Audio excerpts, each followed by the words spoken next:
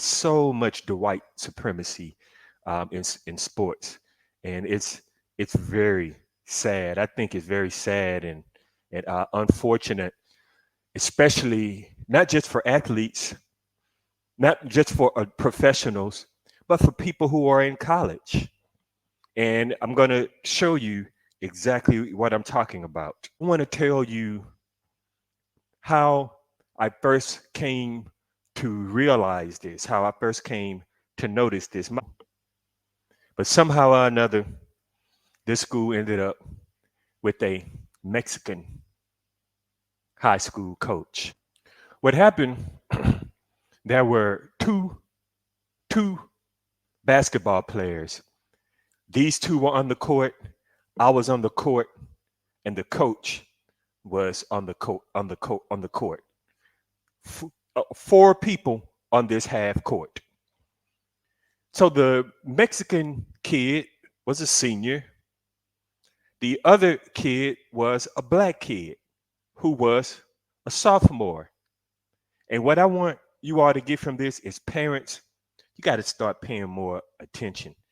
Don't just send your kids to school and say, oh, he went to school. How's it going at school? You have to be attentive, because if you are not aware of what's going on at that school, there are some adults who are not mature.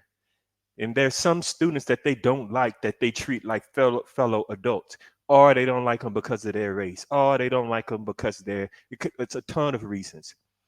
The unprotected child is really in a difficult position in public school. So here's what happened. These two other basketball players got into a fight. It happened quickly, and it went from words to a scuffle. Now I'm looking at this because me and the coach on one side, they're over here, we're practicing. So they get into a fight. It happened, the coach and I, we don't know who's the villain in the fight. We don't know if we can pinpoint one person who is the villain in this fight. But here's the thing. The coach comes, he breaks up the fight, but then he's cursing out the black kid while all of this is going on. He called that black kid a son of a bitch about 3 or 4 times. And after that, the black kid just kind of hung out in the hallway. He vilified the black kid. Now I know he knows the Mexican kids. He knew the Mexican kid's family. But just based on what I had seen from this coach was an anti-black bigot. And this happens to black people all the time when they are in a majority Hispanic environment. This is why one of the things that blacks fail at is that they want to be so open-minded and so neutral, and we want to do what's right. We want to separate right from wrong. And everybody else is discriminating against the blacks, but the blacks are so busy trying to be neutral and righteous. That was one of the first times that I had seen something like that. And now I can say from that point on, I think things like this have happened all the time. And the folks who need to be aware of this more so than anybody are the black parents. Now, I'll move from that to give you an excellent example of how something like this happens at the college level. February 17th of this year, 2026, there was a basketball game between UCLA and Michigan State. Michigan State was up by 37 points against UCLA. You can see UCLA pressing. Michigan State beats the press, passes the ball down court to their center. His name is Cooper Carson. Cooper Carson jumps off two legs. He's not flying through the air off one leg. He jumps off two legs. He cocks the ball back behind his head to dunk it. The center for UCLA, his name is Stephen Jameson. Now, Stephen Jameson went in for the block, but when you can't get the block, what you need to do is you need to foul in a way to ensure that the player doesn't also make the shot. You don't want to give up the shot and the free throw. So you foul in a way to make sure the player doesn't you don't turn a 2-point play into a 3-point play. Now, anywhere in the world where they play basketball, they're going to tell you this, and you can always do this without making a dirty play. So if you watch this play, you can clearly see that Stephen Jameson, he doesn't hit the Michigan State player in the head. He doesn't hit him in the back and push him. He doesn't hit his legs to make him lose his balance. He hits his arms. Now, the coach, Cronin, the UCLA coach, I'll get to him more in a minute. He'll say, well, they're up by 37. Why are you doing that? If that's the case, if they're up by 37, why are you having your team press? And then also on the Michigan State side, why aren't you just dribbling the ball out and expiring the clock? Why are you trying to make a dunk? So everybody else is supposed to put forth effort except the UCLA player. So I'm going to go ahead and play it so you all can see it. They did enjoy their time here. It's a change in destination. Playing football and a foul. Cooper's foul from behind, and now Cooper is now, as you can see, that Michigan State player, he landed on his feet.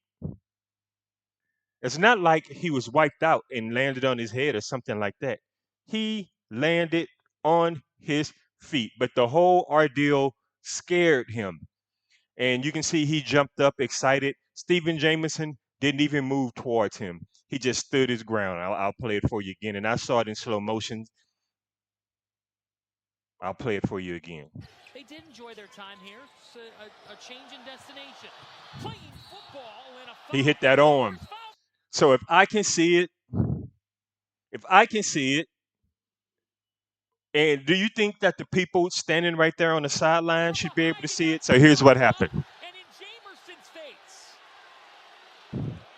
Mick Cronin is pointing to the tunnel for him to get off the floor and get out of the game. Cronin just kicked him out. He wanted to be a Michigan State manager. He's not really that far out there. And if you were able to look closely, I was able to see it slow down. He did hit that arm, but he didn't hit him in the head. He didn't hit him in the back. He didn't hit him in the butt. He didn't hit his legs. All of that would constitute dirty. But stopping the arm, that's a hard foul. This happens a million times. This happens in middle school. I played basketball in middle school. This happens. It happens in high school. Division II. At the park in Brazil, at the park in Spain, at the park in Argentina, at the park in Philippines. This was a lot of clan rally energy. So again, I ask all of you parents, who's sending their child to UCLA right now? Now, there's something else related to this very same incident that I want to show you. I want you to hear what the coach of UCLA had to say. Hold on, family. He took the guy out like the kid at Providence took the guy from St. John's out. It's the only reason I sent him to the locker room. I thought he literally made a dirty play and tried to wipe the guy out. First of all, I want you guys to know something. I already apologized to Steve, okay? I thought that he took the guy out like the kid at Providence took the guy from St. John's out. It's the only reason I sent him to the locker room. I thought he literally made a dirty play and tried to wipe the guy out. Now, I don't have the film. Once I saw the film, I mean, he still got an F1, to be honest with you. I don't even know if he deserved that. When I watched it, Coach Iz thought the same thing when I communicated with him. But I thought he tried to wipe the guy out, which to me, that's a bad play. Like, you can't be down 25, you're getting your butt kicked. Don't try to take somebody out, hurt somebody on the other team, which is what I thought. First of all, I want you guys to know something. I already apologized to Steve, okay? I thought that he took the guy out like the kid at Providence took the guy from St. John's out. It's the only reason I sent him to the locker room. I thought he literally made a dirty play and tried to wipe the guy out. Now, I don't have the film. Once I saw the film, I mean, he still got an F1, to be honest with you. I don't even know if he deserved that. When I watched it, Coach Iz thought the same thing when I communicated with him. But I thought he tried to wipe the guy out, which to me, that's a bad play. Like, you can't be down 25, you're getting your butt kicked.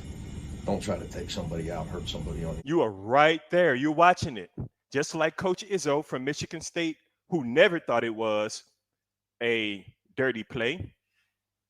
And then you're there watching it, but you think it's a dirty play and you have the better look than almost anybody.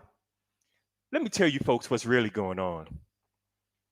That white player who got fouled, he jumped up all angry. But of course, white anger is almost always justified, especially when it's against a black. And in this case, this guy, that white player who jumped up and tried to start a fight, he was the only one who should have been given a flagrant, he should have been given a tech.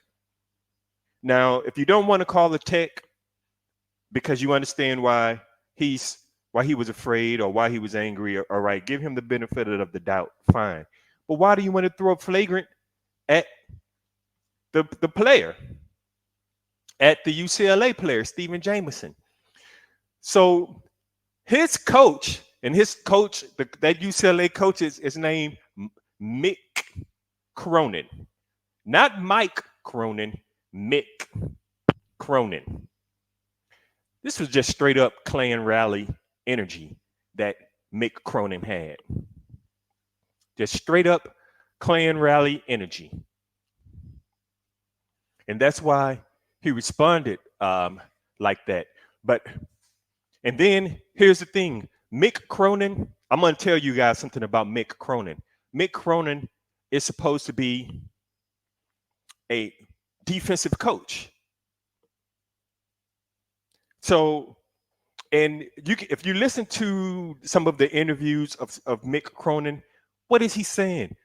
He's saying, oh, well, these guys, they are not as good as they think they are. But who recruited them? Mick Cronin. This is one of the most overrated coaches in college basketball history. Check this guy out. He came to UCLA like 2020 or something like that. And it was 2020, 2021. His team made the Final Four at UCLA. But who recruited those players? Not Mick Cronin. It was Steve Alford. Of that UCLA team that went to the Final Four, of those 4 starters, Mick Cronin recruited 1. Those were Steve Alford's players. And the team has gotten progressively worse since then. And you can see why. There's many other things that I could point to regarding this person, Mick Cronin. Only thing I'll say is if you're sending your child to UCLA to play basketball, then, a black parent, if you're sending your kid to play for Mick Cronin, then I know that this kid, like, maybe has no other, 0 other offers. Maybe he's walked on at UCLA and his major is something else, right? He has a academic focus and he walks on. But why in the hell would you send your child to play for Mick Cronin? Just straight up Klan rally energy that he was responding to when he sent his own player to the locker room. So, and this is why I say, parents, based on my high school experience that I told you about, and also what we saw happen earlier this year between the UCLA and the Michigan State player, there's so much racism in sports.